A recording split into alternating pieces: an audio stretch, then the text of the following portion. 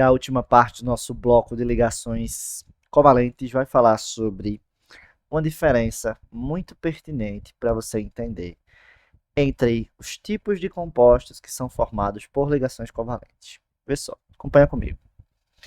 Sempre que você formar uma ligação covalente, duas possibilidades de coisa vão acontecer. Ou você vai dar origem a um composto, uma substância molecular, ou você vai dar origem a uma substância covalente. Todos são formados por compartilhamento de elétrons, tá? Mas qual é a diferença? Se você dá origem a um composto molecular, é porque você formou moléculas. Ou seja, a substância ela existe na forma de um grupo de átomos determinado. Por exemplo, se você fala sobre a água, a molécula da água é essa, H2O.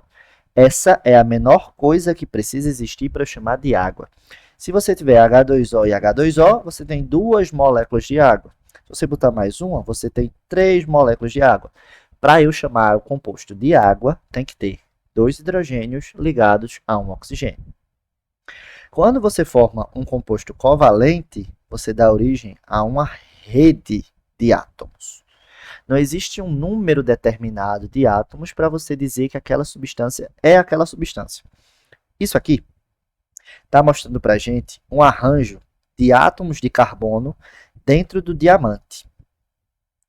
Qual é o problema? Não existe um número determinado de átomos.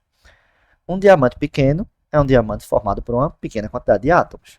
Um diamante grande é um diamante formado por uma grande quantidade de átomos. Mas veja, não precisa ter um número determinado, porque essa rede ela guarda suas propriedades pelo conjunto. Então, se tiver, sei lá, 1 bilhão de átomos organizados nessa estrutura, é um diamante. Se tiver 70 bilhões de átomos organizados nessa estrutura, ainda é um diamante. Uma estrutura covalente, ela então forma um composto que não tem um número determinado de átomos, limite ou mínimo, vou até dizer assim, para que possa você ter o composto existindo. E aí isso vai ter diferenças muito grandes, porque veja, quando eu falo de moléculas, eu falo do tipo de composto que você vai pensar de cara quando você falar de ligação covalente, tá? Pontos de fusão e de ebulição que dependem das forças intermoleculares, solubilidade que depende das forças intermoleculares, mas em geral, ponto de fusão e de ebulição baixos quando comparado com as ligações iônicas e metálicas, solubilidade baixa quando comparado com os compostos iônicos e não conduzem eletricidade de forma geral.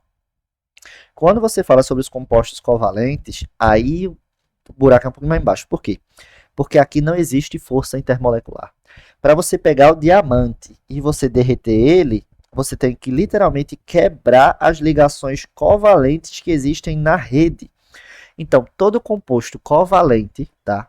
Não molecular, composto covalente, os pontos de fusão e de ebulição deles são altíssimos.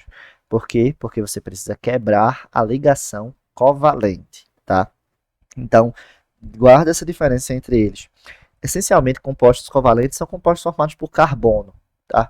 É difícil você ter um outro elemento formando essa rede aqui. Então, pense muito neles. Então, quando a gente falar lá para química orgânica, a gente vai voltar para eles um pouquinho, tá bom? Aí, ó, questão 3 diz o seguinte. Considere as propriedades físico-químicas dos compostos X, Y e Z apresentados no quadro a seguir. Aí, em relação ao estado físico, na temperatura ambiente, os 3 são sólidos. O composto X é solúvel na água, Y e Z são insolúveis. Em relação à condutividade elétrica, o composto X conduz quando está derretido. O composto Y conduz quando está no estado sólido. E o Z não conduz de jeito nenhum. A questão é que a gente reconheça qual é o tipo de ligação química que existe em cada um deles. Veja, o estado físico não vai permitir que a gente diferencie nada, porque os 3 estão sólidos. Mas em relação à solubilidade em água, lembra das características gerais? Eu falei que, de forma geral, os únicos compostos que são solúveis na água são aqueles formados por ligação iônica. Então, já sendo alerta, o composto X provavelmente é um composto iônico. Como é que eu confirmo? Porque ele conduz eletricidade quando ele estiver no estado líquido. Então, veja, eu já sei que por essas características o composto X é formado por ligação iônica. Aí, o composto Y é sólido, não se dissolve na água e conduz eletricidade já no estado sólido. Quem conduz eletricidade no estado sólido, você vai pensar no composto metálico. E, consequentemente, não é solúvel na água e ainda não conduz eletricidade, é porque é formado por ligações covalentes, e aí é um composto molecular, tá? Então, ó, formado por ligações iônicas, o primeiro, ligações metálicas, o segundo, e ligação covalente, o terceiro. Saber reconhecer o tipo de ligação por essas características é importante, tá? Então, marca aí com muita firmeza, letra C. E a última questão do nosso bloco de ligações químicas 2 diz assim: considere os vários tipos de ligações químicas possíveis e a sua influência nas propriedades físico-químicas das substâncias. Assinale a alternativa que contém a afirmativa correta. Letra A. O tetracloreto de carbono, CCl4, é uma substância iônica e sua solução aquosa conduz eletricidade. Veja, se ele realmente for um composto iônico, dentro da água ele vai conduzir eletricidade. Mas CCl4 é a ligação do carbono, que é um ametal, com o cloro, que também é um ametal.